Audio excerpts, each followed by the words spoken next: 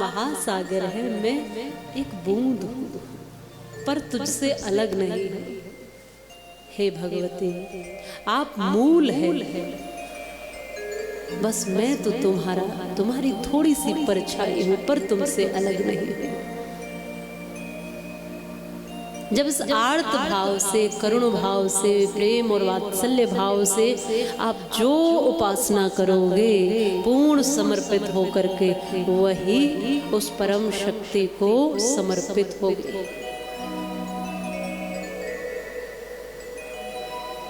जहां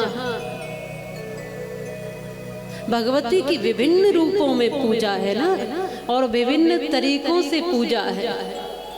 माँ की प्रतिमा रख करके, माँ की चौकी बना करके, फूल इत्यादि अर्पित करके, माँ को रोली कुमकुम लगा करके, चुंदरी उड़ा करके, भोग मिष्ठान खिला करके, माँ को अनेकों तरीकों से जो पूजन करते हैं, वो जो विधान है, उनके साथ साथ हम थोड़ी सी सेवा करते हुए, समाज के लिए चिंतन करते हुए भी जिएंगे, तो ये भी माँ की सेवा और पूजा ही है।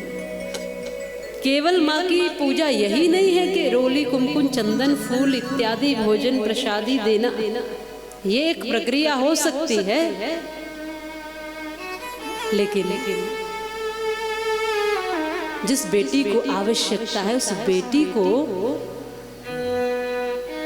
समय पर यदि उपचार की आवश्यकता है, और धन की कमी के कारण यदि उपचार नहीं मिल पा रहा है, और आप में धन आपको ईश्वर ने, ठाकुर जी ने, भगवती ने दिया है, और थोड़ा सा सेवा कर दी, तो ये भी तो भगवती की पूजा ही है ना। किसी को पाँव दे दिए, किसी को दृष्टि दे दी, किसी को वाणी दे दी, ये भी तो भगवती की पूजा ही है ना। अरे किसी को अभावग्रस्त, यदि कोई पिता ऐसा है अपनी बेटी का विवाह नहीं करा पा रहा है, और आपने उस विवाह में सहयोग कर दिया, ये भी तो भगवती की पूजा ही है ना। ये भी तो उसकी पूजा। अनेक तरीकों से हम भगवती का पूजन करते हैं, माँ का स्तवन करते हैं। वर्तमान स्थिति में स्थितियों को देख करके ही भगवती की पूजा की जा सकती है।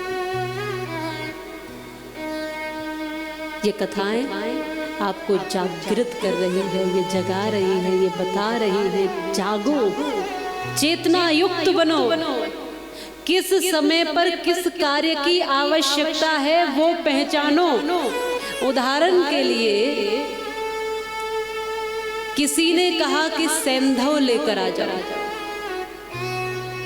समझना, तो सेंधव नमक को भी कहते हैं और घोड़े को भी कहते हैं। कई बार एक ही शब्द के अनेक अर्थ भी होते हैं। तो किसी ने कहा सेंधव ले आइए, तो सेंधव नमक भी है, घोड़ा भी है, तो क्या लाना है इस समय।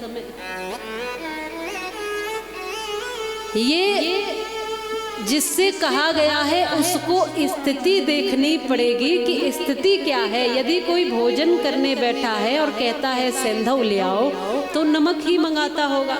ये तो चिंतन वाला विषय है ना। और कोई यात्रा पर निकल रहा है, कहता है सेंधव ले आओ, तो घोड़ा ही मंगाता होगा, नमक तो नहीं मंगाएगा। तो ये स्थिति देख करके ही सेंधव का पता लगाया जा सकता है कि इस समय क्या जरूरत है। वैसे ही इस समय की स्थितियों को देखकर भगवती का पूजन कैसे करना है ये पता लगाया जा सकता है।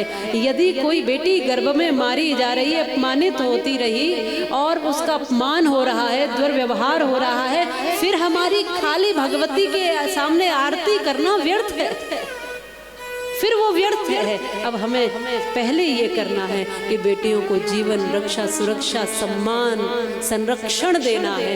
ये भगवती की पूजा इस समय में हो सकती है।